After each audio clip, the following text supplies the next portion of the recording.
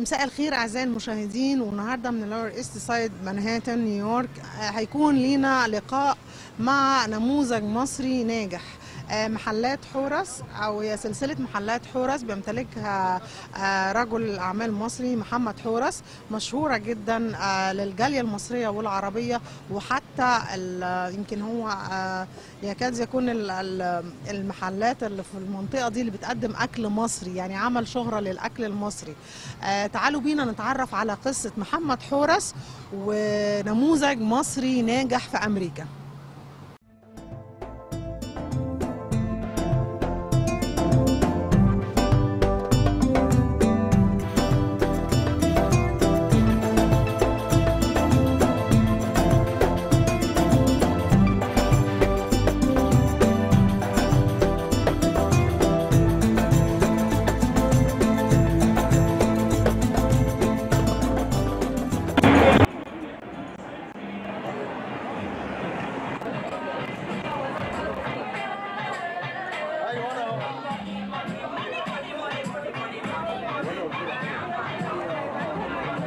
مساء الخير أعزائي المشاهدين، وأهلا وسهلا بكم في حلقة جديدة من برنامج أمريكا بالمصري.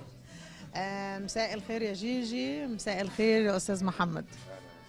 معانا النهاردة طبعا جيجي بتيجي هنا كتير. أنا جيت هنا برضو أكتر من مرة، بس عشان ندرس الحالة اللي معانا، يعني نقول لها حالة لأن هي حالة فعلا، هي حالة قصة نجاح. مكان حلو وشيك وفي نيويورك وفي منهاتن، مكان مميز، ويكون صاحبه مصري. دي حاجة يعني احنا كلنا نفخر بيها. وتقول لنا بقى اسمك الحقيقي. اسمي محمد الدياسطي. يس. وقصة حورس؟ حورس انا فتحت حورس بقالنا 14 سنة يمكن، وساعتها بقى لزقت محمد حورس، بقت محمد حورس اشهر من محمد الدياسطي. قول لنا بقى مين هو بقى محمد حورس؟ محمد حورس لو هنقولها باختصار يعني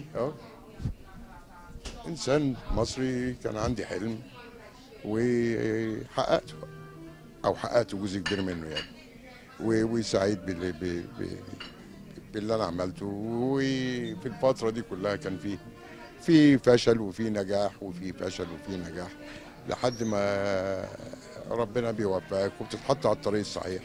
ويعني احنا كلنا جايين از اميجرانت، بنتخبط مش عارفين، فخدت مننا وقت على ما عرفنا يعني الطريق ايه، وتعرف انت عايز ايه، وبتشتغل شغلات مختلفة، وفي حالات صعود وحالات هبوط، بس كان في دايما في حلم وفي امل، والحمد لله ربنا وفقنا وقدرت احقق جزء من اللي انا كنت بحلم بيه، وسعيد بالانجازات دي، يعني سعيد بيها يعني. واتمنى طبعا انا يعني مانيش شخصيه، لا اذا انت بتعتبريني يعني حاجه نموذج مشرف ولا حاجه، ده حاجه جميله منك يعني، بس انا بعتبر ان في ناس كتير احسن مني كتير، وفي نماذج مصريه وعربيه كتير احسن مني كتير. احنا بناخدهم واحد واحد. الحمد لله الحمد لله. وعلى ممكن انت تورينا بقى النماذج التانية؟ احنا بنشوف قصة يعني النموذج المشرف، على فكرة قصة الكفاح دي اللي انت بتقول عليها في حد ذاتها هي حاجة مشرفة. نسأل جيجي بقى، هو زي كتير من العرب. هو يعني انا لو هقدمه كصديق فريند، ويعني هو بيتميز صراحة يعني نقول الشهامة والجدعنة ولاد الأصول. هو الحاج محمد يعني ده بالنسبة لي، وأنا بشوفه هو بيساعد أي حد مصري، وهو حبيب المصريين هنا. والله وحبيب المصريين طبعا. انا هقول لك، انا هفاجئك بحاجه، معلش واسمح لي ان انا يكون الكلام بصراحه، وجيجي ما تزعليش مني. لما بنقول محمد حورس، انت عارف زي اي حد ناجح، او مش هنقول بلاش ناجح في المجال او كذا، هتلاقي في ناس معاه وناس ضده، صح كده؟ ايه اللي انت ممكن تتخيل ان هو او يكون وصل لعلمك ان اوحش حاجه ممكن تكون اتقالت عليك؟ ايه يعني انا لا يعني انا هقول لك انا انا يعني ما فيش حاجه محدده يعني، وانا ما بخبيش حاجه من حياتي. ما وصلكش حاجه؟ لا ما وصلنيش، او انا كان يكون وصلني وما ضايقنيش. اه زي كده بالظبط. يعني يعني انا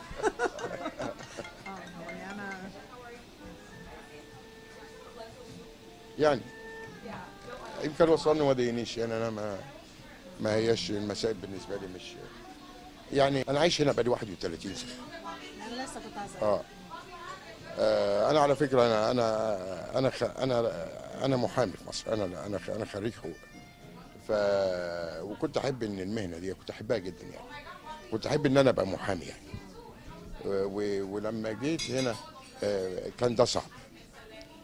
وانا زي كل المصريين اللي جم في التوقيت ده كنا بنعتبر ان احنا هنيجي شويه وهنرجع. جينا وقعدنا وانا واحد من الناس، انا دخلت في الآلة الأمريكية، بقيت جزء من المجتمع. والأمريكان معظمهم ما بيهمهمش الناس دي تجادج ازاي يعني تحكم عليك بإيه أو تقول عليك إيه. فأنا الحقيقة اكتسبت المسألة دي بحكم قعدتي هنا، وبحكم إن أنا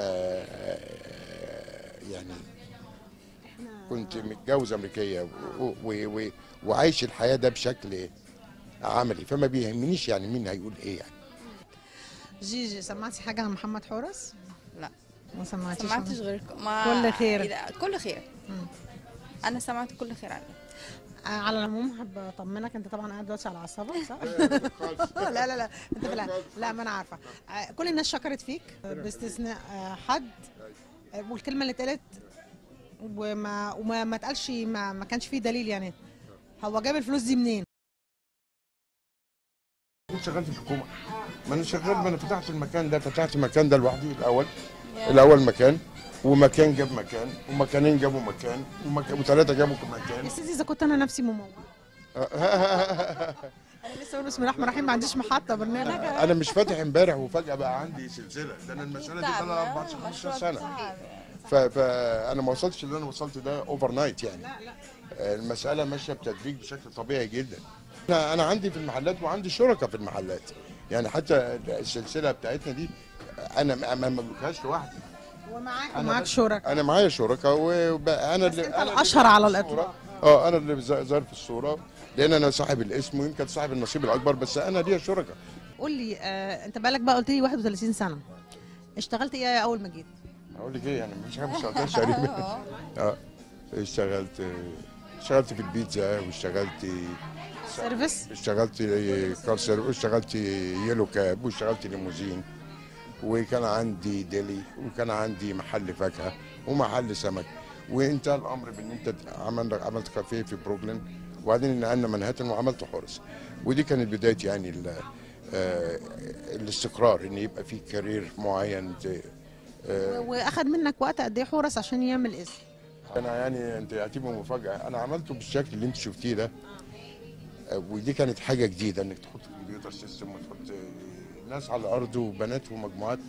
كان شكل كانت مش طبيعيه بالنسبه لشغل العرب هنا. كان معظمهم بتاعوا كافيهات دي في استوريا او في البيرج او في كده، بتلاقي شيشه ورجاله اللي بتشتغل بس، يعني ما كانش فيه نظام. فانا لما عملت ده الحقيقه كانت حاجه جديده وشيك. فلحسن الحظ ان ما خدتش وقت ابدا. النجاح يعني يمكن بدا على طول بعدها. امسك الخشب. الحمد لله. يمكن بعد شهر واحد اصبحنا مشهورين جدا، وجالنا ناس كتير جدا مشهوره، وكان منهم مجموعات يعني جيجي كانت لسه كنت هسأل بتيجي وكان بيجي كميات عرب من دول مختلفه كتير. يعني كان بيجي من ليبيا ومن الكويت والسعوديه وقطر والمغرب العربي كله. كان نادي عربي صغير. كان مكان يعني كان اول تقريبا مكان يعتبر في منهاتن بالشياكه دي. يعني المحل اتعرف على طول يعني. يمكن انا كنت محظوظ، يمكن انا مش هقول ان انا يعني انا فكرت واعتمدت على ربنا. وربنا وفق يعني. بس انا بعتقد ان يعني ان توفيق ربنا ده كان اكتر من يعني انا كنت محظوظ الحقيقه. وربنا كرمنا ومشينا على نفس الخط، يعني مشينا على نفس واستثمرنا نجاح المحل ده في فتح فروع اخرى. كفايه. ليه بقى اسمه حورس؟ انا سميته حورس عشان كان شعار مصر الطيران، وحورس يعني كتاريخ حاجه مصريه. انا كنت عايز اعمل حاجه عربيه بس هي مصريه في الاساس، فحورس كان جامع، كان هو مكان عربي مصري عربي، وكنت حاولت يعني مصر الطيران معروفه والشعار معروف، وحاولت يعني يبقى سهل ان الاسم من غير ما تعرف الاسم تعرف ان ده مكان ايه. بالمناسبة بقى يعني هقول لك مفاجأة، هي الموضة دلوقتي في التاتو هو حورس. احنا كنا بنقرا المستقبل بقى. احنا بنصور فيه يعني نمسك الخشب، مش عايزه نق طبعا. هو عنده اكتر من مكان تانيين يعني كلهم اسمهم حورس. قول لي بقى الاماكن التانية شكلها ايه؟ يعني انا عارف نفس النظام. هي نفس الكونسبت، المنيو مختلف شويه بس هي نفس الاسم، نفس الديكور، نفس النظام في الاداره. هي مواقع مختلفه، عندنا واحد هنا تاني في اللور ايست سايد، يعني هنا يمكن 5 بلوك من هنا، وعندنا واحد تاني في التايم سكوير.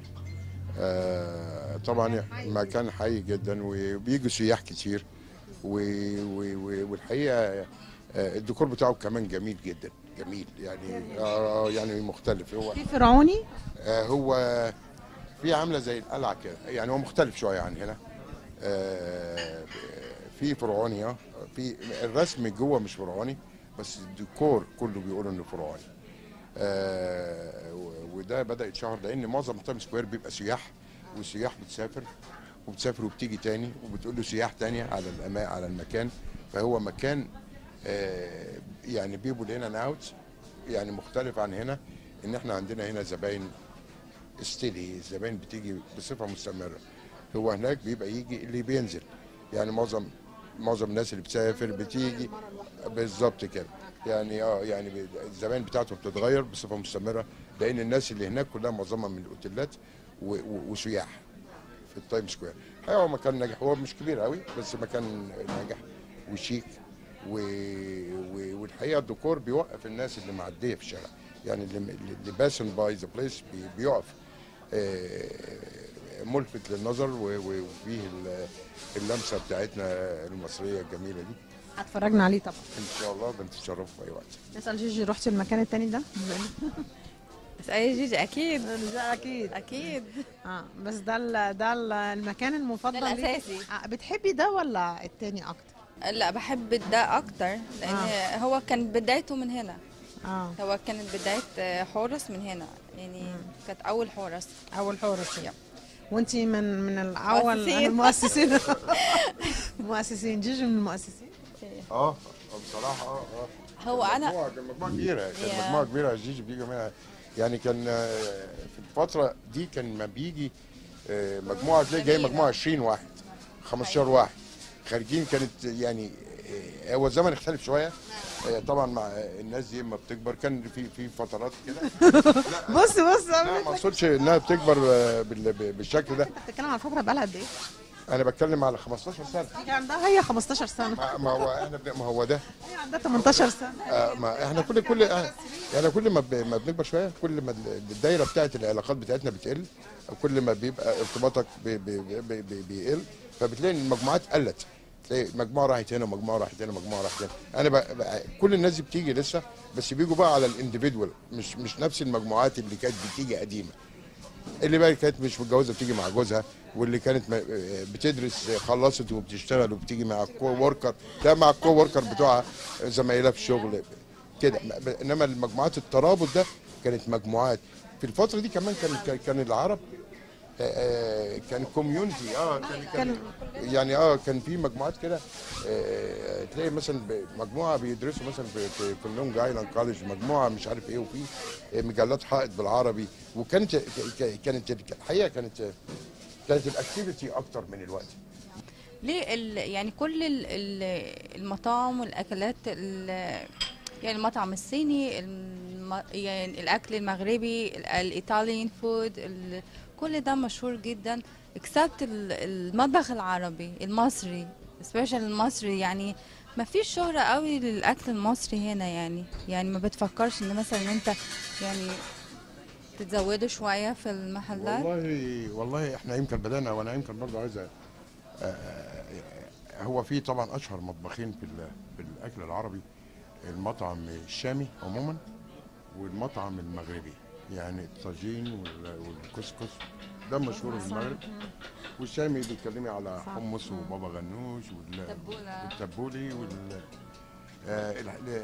احنا مفروض ان المصريين في كام اكله مفروض تكون مشهوره. يعني انا عندي برضو، يعني احنا بدانا ما كانش في حد قبل كده ريبريزنتد، ما كانش في حد بيعمل اكل مصري.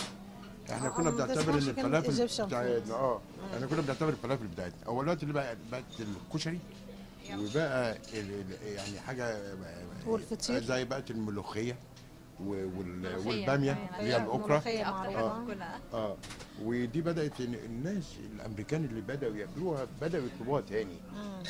فانا اعتقد ان المساله دي مش الوقت ان احنا في الملوخيه محظوظه طول عمرها. طول عمرها بصراحه حقيقي، يعني محظوظه، مشجعين الملوخيه صح؟ فيمكن 10 سنين من دلوقتي ممكن يبقى في مطبخ مصري بالحاجات دي تبقى مشهوره. على فكره في حاجه جديده، في محل فتح في بروكلين في البارج كشري بس، ودي وحش ما تاكلش عنده، ودي تجربه جديده. لا انا لسه ما جربتوش. ودي تجربه جديده. لا انا بقى ان شاء الله ينتشر. انا يعني هي في جراءه بصراحه لما واحد يفتح محل كشري بس، دي بدايه جديده. لا انا بتفكرني بان يعني زمان حتى قبل ما احنا نيجي امريكا، ان بدات الفلافل فبدات تنتشر بالشكل اللي احنا شايفينه دلوقتي. فاعتقد ان طالما في محل كشري بدا، فمش هيبقى احنا اللي نشرنا الفلافل. انا اعتقد لا يعني انا قصدي الامريكان بطبيعتهم ما كانوش يعرفوا الفلافل، التشيك بيس ما كانوش يعرفوها. جه مثلا انا اعتقد ان اذا كان في مصريين ولا سوريين ولا اي حد جه عمل فلافل، بدات الفلافل تبقى اللي احنا المشهوره دلوقتي اللي احنا عارفينها. نوع بالحمص، انا ما بحبهاش بالحمص. انا بحبها في الفول. انت يمكن عشان انت جرو اب في مصر برضو زينا كده. الفكره ان هي اشتهرت ازاي. يعني المسائل بتاخد وقت، وكل حاجه كل حاجه بيبقى لها بدايه.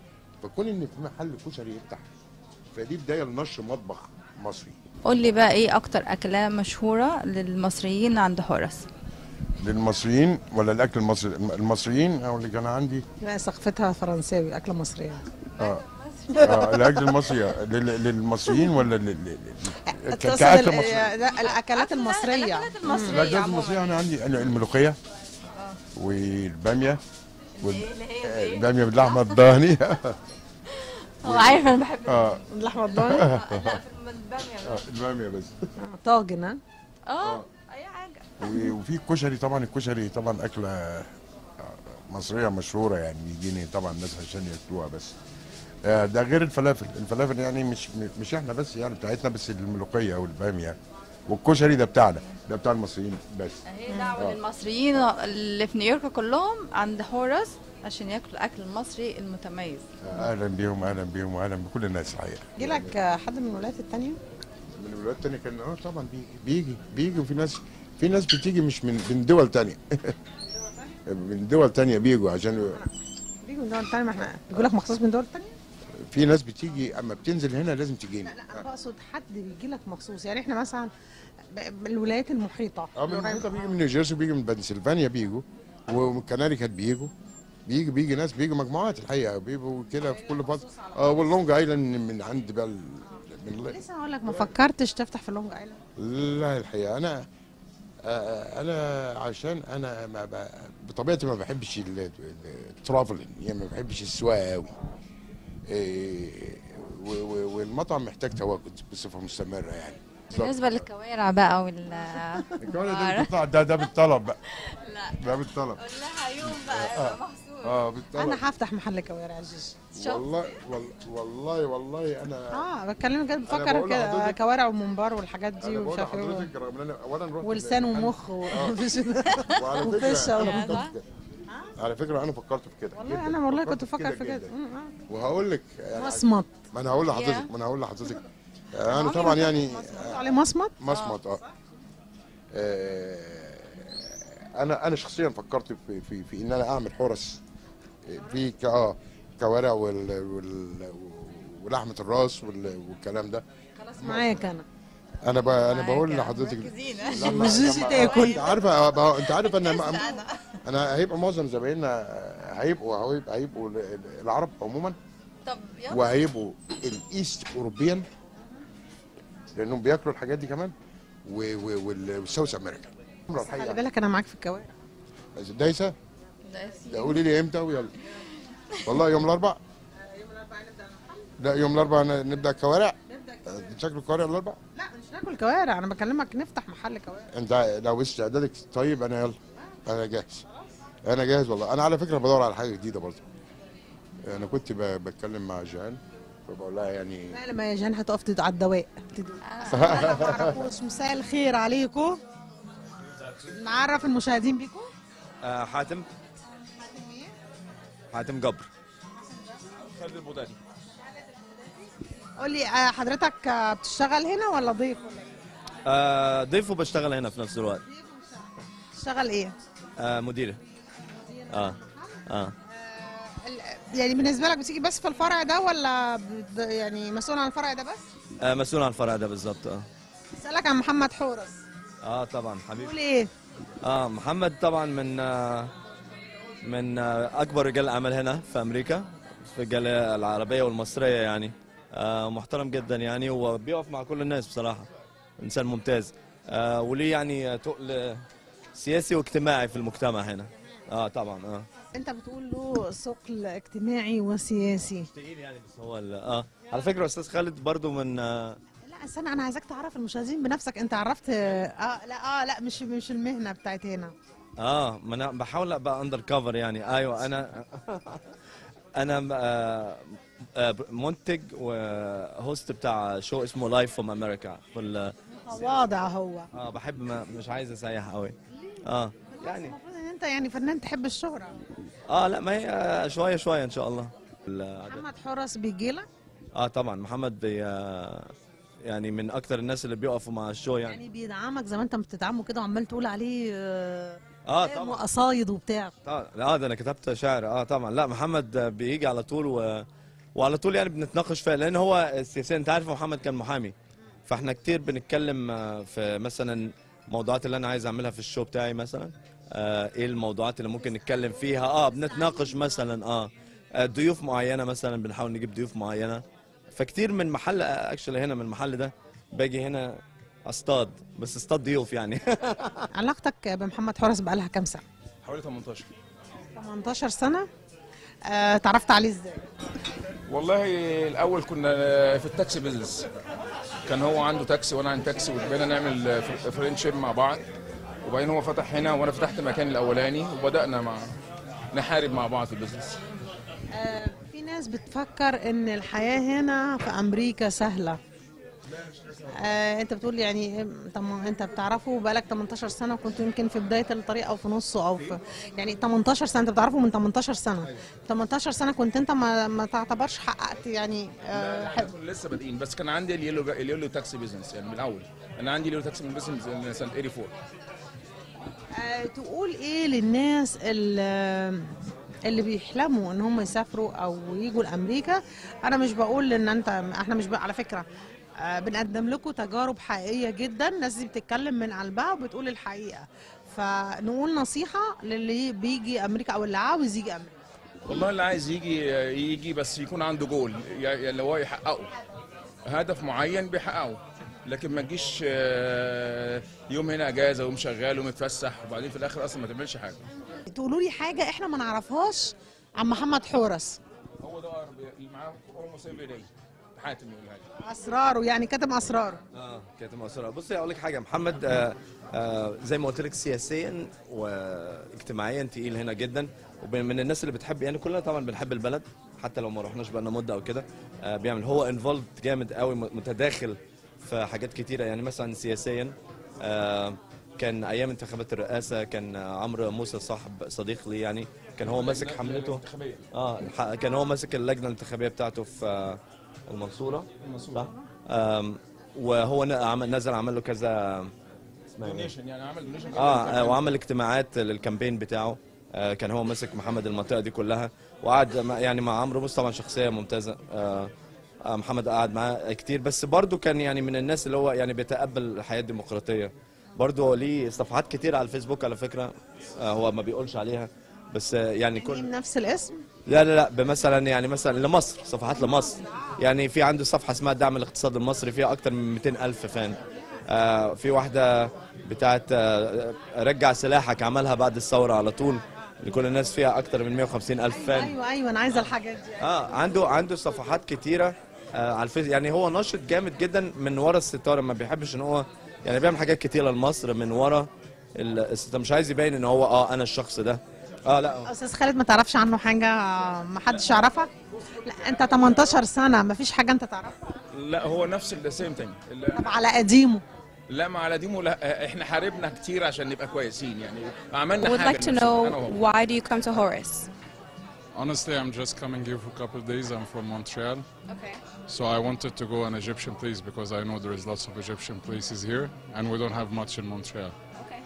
So I searched online and I found Horus and I found a good reviews about the place, you know. The menu looks really good for me. The shisha is the same that we have in Egypt. We have the same one in Egypt. So that's why I decided to come here. And honestly, everything meet my expectations so far. Thank you. So I would like to know, why do you come to Horus? Well, every time I miss home, I come here because it's a nice environment. The music is always nice. People are lovely, and you can always count on having a good time here. ومن Thank you. مطاعم حورس في اللور ايست سايد مانهاتن. يعني احنا في قلب نيويورك في حته حيه جدا ومميزه جدا. اتقابلنا مع احد اصدقاء محمد حورس. تعرف المشاهدين بحضرتك؟ والله أنا اسمي عصام، عايش هنا في الإيست فيليج بقالي 20 سنة. وجاء محمد حورس صاحب محلات حورس A&B وعمل لنا هنا زي الجالية المصرية. تعرف الأول المشاهدين بنفسك وبعدين تكلمنا عن حورس. أنت بتحب حورس؟ حضرتك أنا عصام عبد الرحيم من أهل إيست فيليج، عايش هنا بقالي 20 يعني مصري. منين من مصر؟ من اسكندرية يا فندم. وابتدت المحلات تنتشر في المنطقة بتاعتنا، كانت هي تعتبر اسمها الإيست فيليج، زي المناطق الأجمل مناطق في مصر، زي المناطق الشعبية الحية، زي بحري الحية، المناطق اللي ليها روح. وبصراحة هو عمل الجالية العربية والأكل العربي والشيشة المصرية بصراحة إحساس. النهاردة كل الأمريكان وكل بعض النزلاء العرب اللي بيجوا من الخليج وكده بيجوا على طول يعني على حورس. واعتبرت حورس كافيه علامة من علامات الإيست فيليج، ودي حقيقة بصراحة. وبنتقابل فيها مع كل الناس اللي بينزلوا من هنا على هنا في نيويورك، منهم ممثلين ولاعيبة كورة وناس سياسيين مشاهير. يعني مشاهير بالظبط. معلش عشان دي حقيقة. وخلي بالك هو إنسان متواضع وطيب بطبيعته، يعني انت عارفه يمكن ما تغيرش يعني عايش بطبيعته، وده اللي محبب الناس فيه. دي حقيقه. هي في ناس كتير قوي عندهم بزنس كتير قوي هنا، نفس البيزنس او بيختلف شويه، بس دايما احنا كلنا بنحب ايه، فلان فتح جديد لازم نروح له، لازم ندعمه. بس حورس مش جديد. لا حورس كان بيدعم. هقول لك على حاجه، حورس كان عنده حورس فيه كان بيدعم افنو، كان ياخد زباينه من هنا يوديه الافنو مش شرط. ونروح ليهم اما نروح احنا عند الاماكن الجديده تحسس ان المكان مليان. فبنقعد مثلا تحس ان الزبون ان دي حاجه ليها اسم، يعني جايه بحاجه معينه، زي اكلنا الشرقي وزائد الاكل المغربي. عمرنا ما بنعمل بس الاكل المصري في محلات حورس، تلاقي اكل مغربي، اكل تونسي. بتلاقي الجاليه ست الجامعه العربيه كلها بتيجي هنا. احنا ما عندناش ده مين وده ابن ايه وده فلان، كلنا سواسيه وروح طيبه وكلنا تيم وورك وكلنا بنساعد بعض. وسيبك من اللي بيتقال بره ان المصريين مش كويسين مع بعض في مصر، بره في الخارج. لا دي حقيقه، دي غلط. احنا انت عارفه لما احنا بنساعد حد جديد بنحس ان احنا عملنا حاجه حلوه. اليوم الوحيد ان انت تنامي وانت مبسوطه، ما هو جاي زي ما انا جيت اول مره. بقى اخر حاجه تحب تقولها لحورس؟ اقول له ربنا يخليك، هو حبيبي قوي قوي، خلي بالك هو انتيم زي ما بيسموه في مصر، وهو راجل طيب وخليه على نفس المذهب اللي هو ماشي فيه، ودايما يقولوا المركب اللي فيها لله ما بتغرقش، فاهمه؟ ولازم نبقى كلنا، حتى مش حورس بس، اي واحد مصري موجود لازم يفكر في اي حد موجود ونساعد بعض. وخلي بالك بالذات اللي جايين جداد، واللي جايين جداد ده حقيقه، وحتى اللي احنا ما نساعدهمش هم هيساعدوهم، الحكومه هنا هتساعدهم. يعني انا سبب وجودي هنا ب 20 سنه، انا عشت في الخليج، عشت في 27 دوله قبل ما اجي هنا. اول مره البوليس وقفني قال لي سير، قلت له سير وهيديني تيكت، قلت له معاك من يوم وراح طالما دي حقيقه. يعني هنا بتحس انك انسانه موجوده وليك حقك. يا ستي صلى الله عليه وسلم، سيبك اي واحد عيان دلوقتي تكلمي الاسعاف، خلينا نقول كده، بيجوا لو علاج مش هنا، لو في تكساس بياخدوكوا بالهليكوبتر، ما بيسالوش ان انت مصري او عربي او هندي او بنجلاديش او مسلم او مسيحي او يهودي. احنا لازم نتعامل بنفس المذهب ده. لو احنا بطلنا نقول المذاهب الاديان والحاجات دي، احنا هنحب بعض بصراحه. من منهاتن، المنطقة اللي بتعج بالسواح والزوار طول السنة وطول ال 24 ساعة يمكن، بيقبع هنا حورس. مش عارفة حورس ده نمرة 2 ولا نمرة 3؟ نمرة 3. ومعانا حورس 2. العصابة المفترية. معاكم تاني مع محمد حورس وتكملة لقصة النجاح. الأول هنعرف، يعرفوا الأول نفسهم. عصام أبو السعود من هاتن. سعيد جهاد المنصورة. ولسه واصل؟ إن شاء الله لسه واصل للحين. الحمد لله على السلامة. الله يسلمك. مصطفى حورس منهاتن. مصطفى شريكي؟ شريك حضرتك؟ شريكي. أول مرة نشوف حد من الشركاء، عشان بس هو محمد، يعني أنت اسمك حورس برضو. طيب لو قلنا الدنيا بتاخد أكتر ما بتدي، تقول إيه؟ لا، الدنيا بتاخد وبتدي. مش بتاخد أكتر ما بتدي؟ لا، على قد اللي بتدفعه بتاخد، على قد اللي أنت بتعمله بيجي لك. رأيك إيه؟ والله الدنيا بتاخد وبتدي، ولكل واحد بيجهد في الدنيا بياخد مقابل اجتهاده بالنسبه للحياه. والله الدنيا زي ما بتاخد زي ما بتدي، وكل واحد بياخد على قد نصيبه.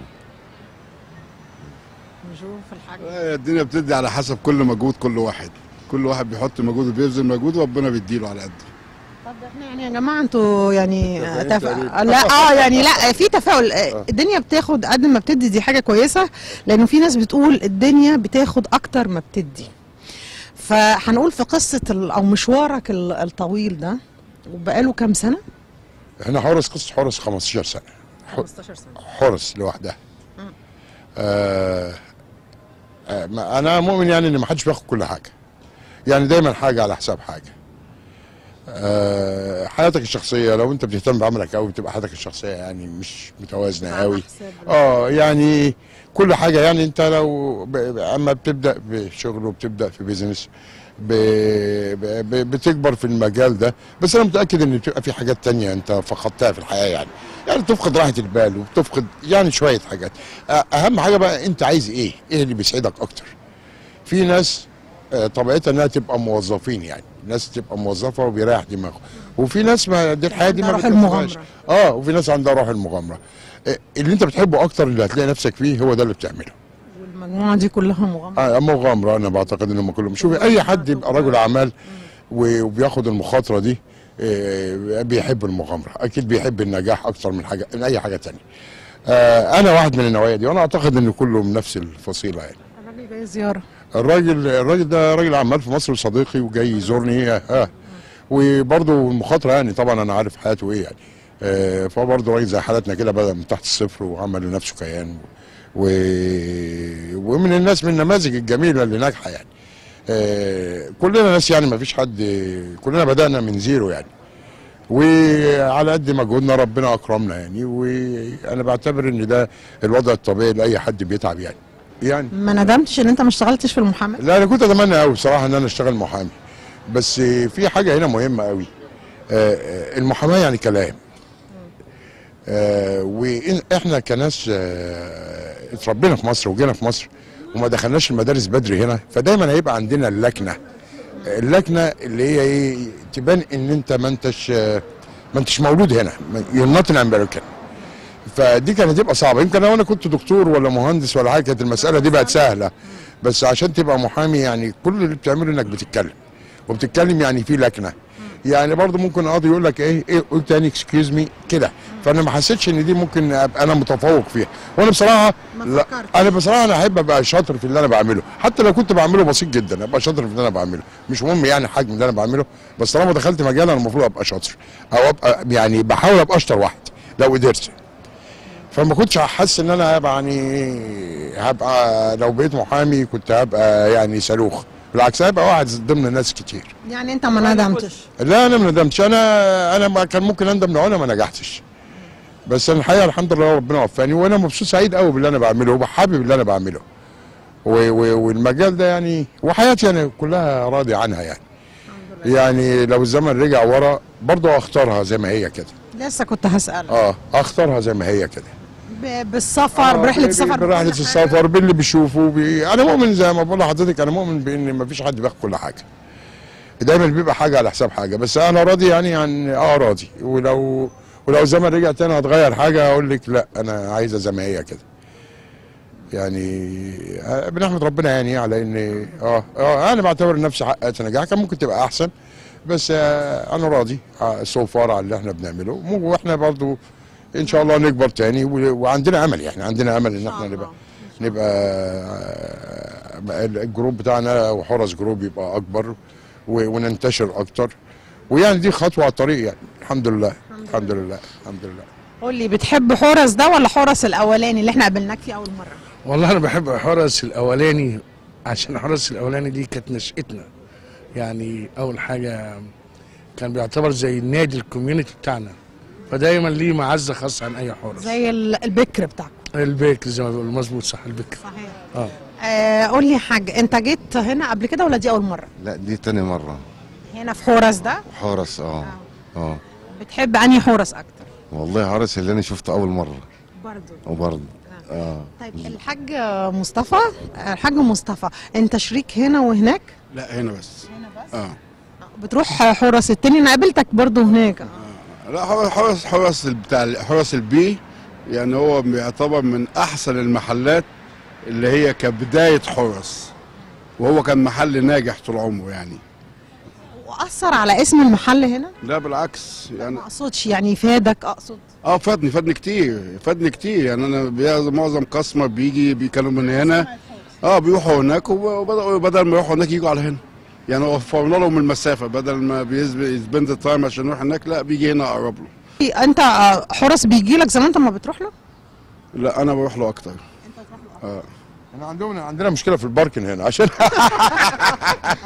لسه كنت هسأل، لان هنا الباركن صعب جدا جدا. هو كروس ستريت هنا من بعد الساعه 12 بالليل ممكن تركني، يعني اي حد بيجي بعربيه من بعد الساعه 12 بالليل ممكن يركننا قصاد المحل على طول. احنا داخلين على راس السنه، هتقضوا راس السنه فين؟ والله هنقضي راس السنه زي كل مره. فين؟ مره في حورس بي وحورس ايه وحورس دي، وحورس بتعتبر عباره عن جامعه دول عربيه مصغره. والله حاجه جميله، والله بتحس من كل الاديان والاجناس والبلاد، الخليج على الشوام على العرب على المصريين، كلنا زي مقر جامعه دول عربيه، نادي انا قلت لك في الاول وفي روح حلوه جوه. في حضرتك قاعد معانا لغايه راس السنه؟ ان شاء الله جاي عشان اقضيها مع الحاج ان شاء الله باذن الله، جاي عشان اقضيها مع الحاج محمد، الحاج مصطفى والحاج عصام. انت تعرف كل الشله؟ كلهم ناس محترمه وناس طيبين، واعرفهم من الفتره اللي عدت، من المره اللي فاتت. المره اللي عدت. بيستقبلوك بقى استقبال احلى واجب، ومش شايف يعني احلى من كده والله. الحقيقه والله روح جميله، وهو انا يعني كنت قاعده معاه قاعد يقول فيك قصايد، وبعدين بيقول لي انا جاي، بقول له مش بيقول لي بالظبط، قال لي كده، قال لي انا جاي مخصوص عشان محمد وهنزل معاه. ان شاء الله هسألك ليه؟ من من يعني صداقه من زمان؟ من زمان لما نقول اصدقاء الطفوله يعني. قولي كده يعني. عايزاك تقول كلمه للي بيحب يهاجر، تقول له ايه؟ او اللي يحب يجي امريكا تقول له ايه؟ هقول له يا اهلا وسهلا، في مجال هنا لكل الناس. هي ده هنا الامريكان دريم يعني الامريكان دريم المفروض يبقى عندك شغل وعندك بيت وعندك عربيه، والحاجات دي كلها بتتوفر هنا. لو انت عايز تحققها يعني. لا انا بيتهيألي انا طالما انا بقدراتي المتواضعه عملت كده، فانا بيتهيألي ان اي حد يقدر لو هو عنده اراده هيقدر. يعني انت مش مع الناس اللي بتقول لا خليكم مكانكم وما تجوش؟ لا انا مع الرزق ملوش مكان. اللي قادر اهلا وسهلا. اللي رزق ملوش مكان، اللي رزقك فيه تروح، ما بإيديها هنا وتشايف حياتك في حته ثانيه روح. انا شايف ان انت اجتهد وخلاص وتعمل اللي واللي انت عايزه. لو انت عايز حاجه قوي هتعملها. قول لي في راس السنه بتعمل ايه هنا؟ احنا راس السنه بيبقى الشارع ده بيبقى مقفول تقريبا.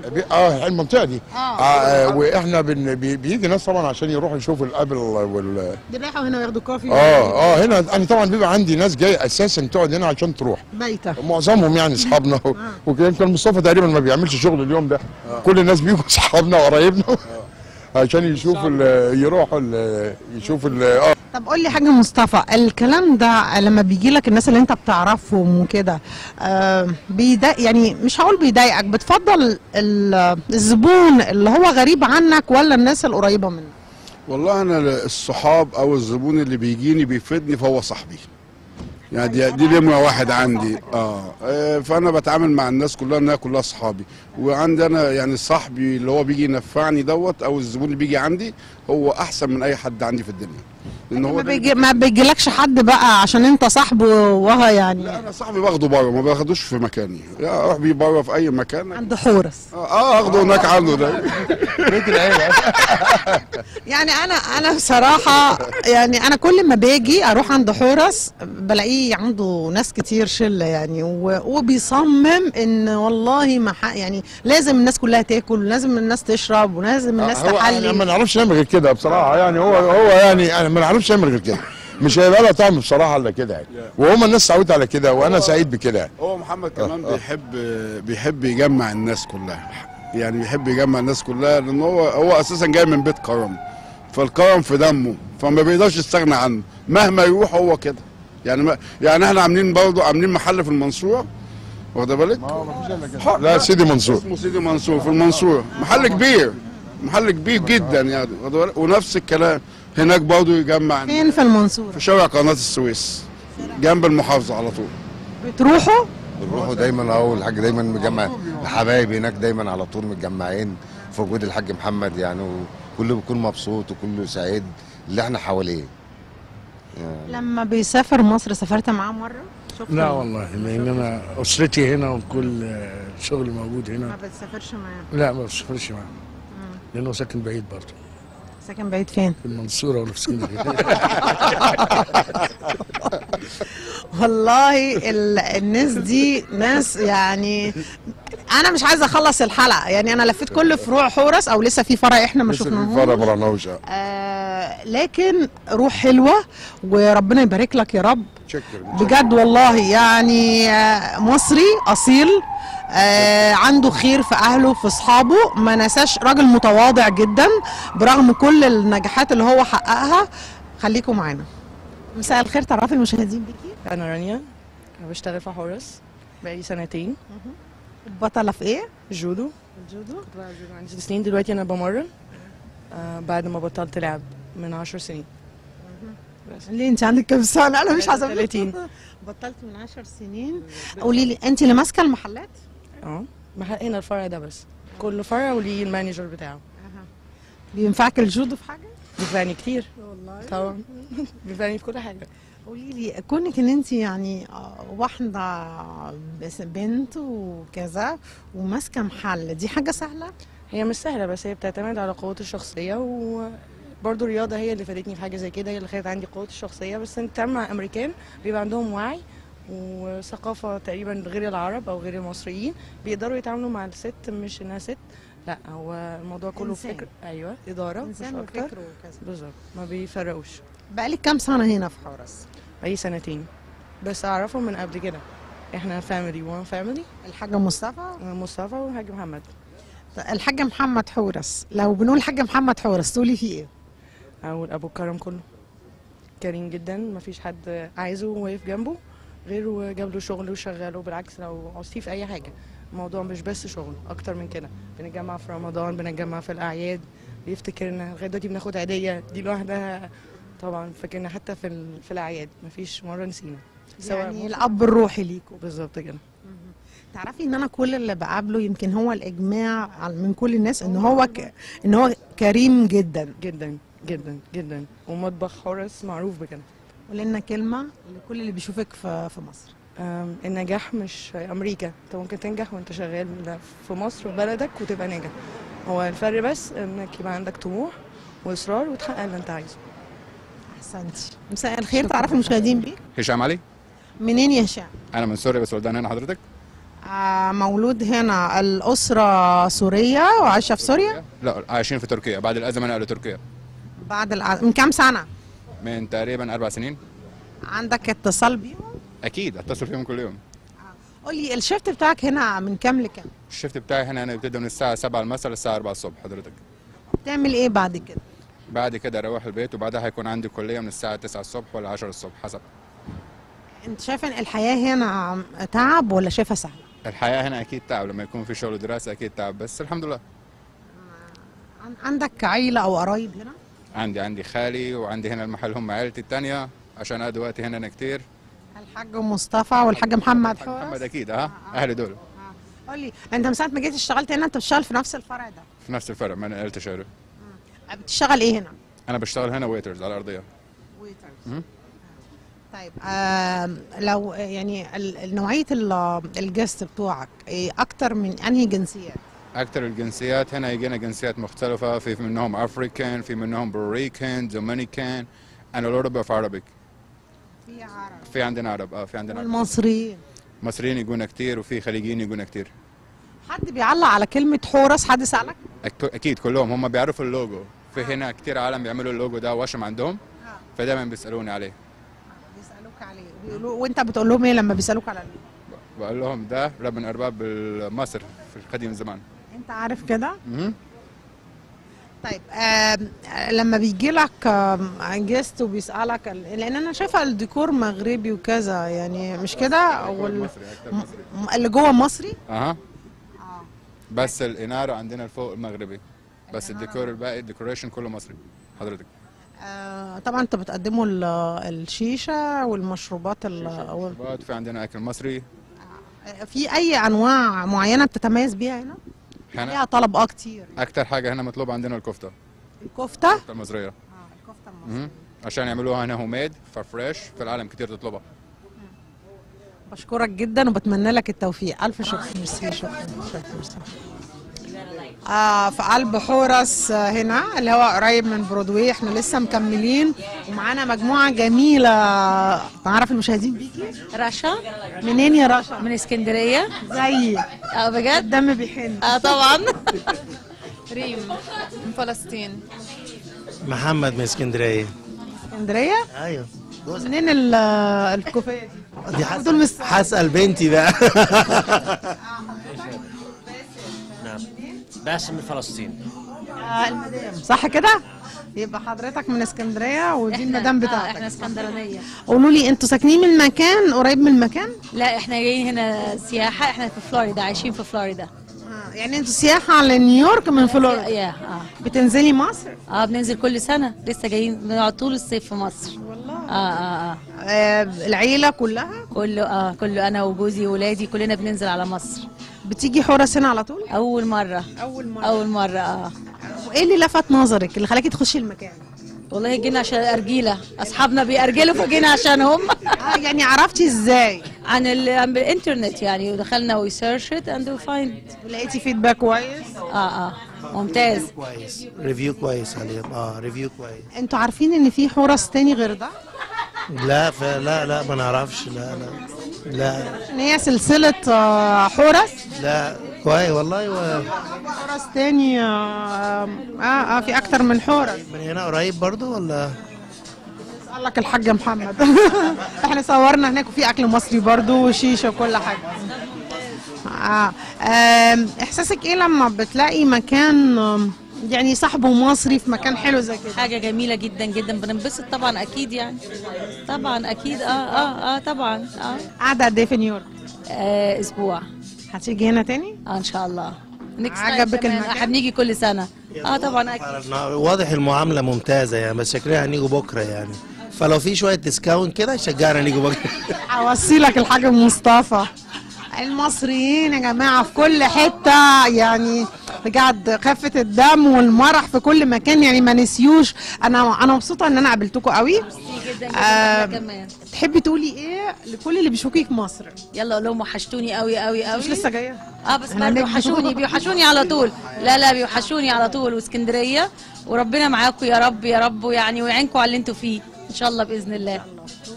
قال لهم ربنا معاكم ويجيب لكم السكر بتاع الشاي والحاجات الناقصه دي اليومين دول، ويصلح الحال في مصر. مش لسه جاي؟ ما انا جاي، بس كان في سكر. ما كان في سكر. هنعمل بقى؟ ما هو لا، سامعين من اهالينا بيقولوا. لا سامعين، انت كنت جاي لقيت ناقص؟ لا بكلمك بجد، كان في نقص؟ لا ما كانش في نقص، كان كل حاجه ما كانش في سكر. لا كان في سكر، كان كله كل شيء كويس. قالت لي ما عنديش فعلا سكر، عندهم مشكله في السكر فعلا. طب يا رب حلو. احسن خلينا الناس تخس شويه. ليلتكم سعيده، ويعني بجد انا مبسوطه ان انا قابلتكم قريب من البارك افنيو، واحد محلات محمد حورس. بسم الله ما شاء الله، حلو قوي. قول لي الديكور ده دي من المغرب. من المغرب. اتس هاند ميد يعني. وزنها تقيل قوي. دي 3/4 طن، دي 3/4 طن. يا والجداريه دي هوم ميد من المغرب، من نفس يا. لا المكان عندنا، المكان هنا مغربي فرنساوي. دي مصر، دي جزء من مصر. دي من مصر. قول لي بتحب انهي مكان اكتر في الاماكن اللي احنا زرناها دي كلها؟ انا بحب حورس بصراحه، الفيرست وان الاولاني. ده احدث واحد. ده ده اخر واحد. البارك افنيو منطقه ميد تاون 54 ستريت بين البارك افنيو والليكسنتون افنيو. هم كلهم تقريبا قريبين من بعض.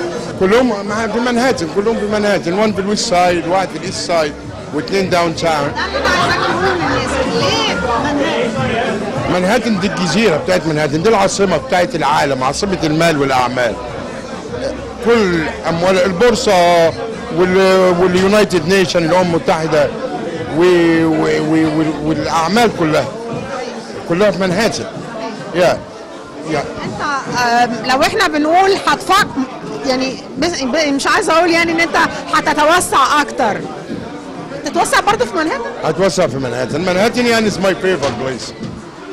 I get used to it. انا رفعت اسم مصر في منهاتن. ربنا يخليك.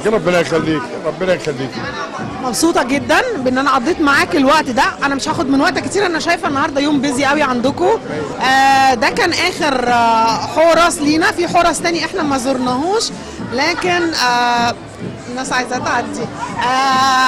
يعني انا مش قادره اقول لك بجد، انت مثال للمصري المكافح. الراجل ده اشتغل وتعب كتير عشان يعمل الكلام ده، فانا بشكرك جدا. ربنا يخليك. ميرسي ربنا يخليك. ميرسي.